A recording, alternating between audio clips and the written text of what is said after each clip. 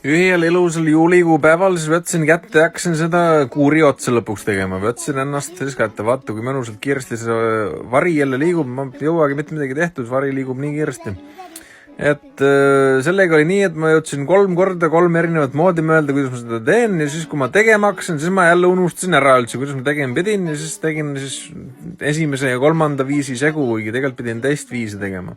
Kõigepealt panin siis põhja paika nagu näha oli ja siis panin need sellised nii-öelda 3 seina.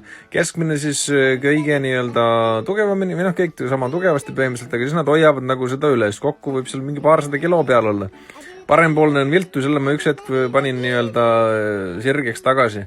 Ja siis mul tol hetkel oli kiire ka, siis ma põhimõtteliselt kiirustasin sellega, et katuse peale saaks, siis ma pandki tähele, et see viltu on. Ja selline siis see põhistruktuur on, et saaks siis asjad sisse panna.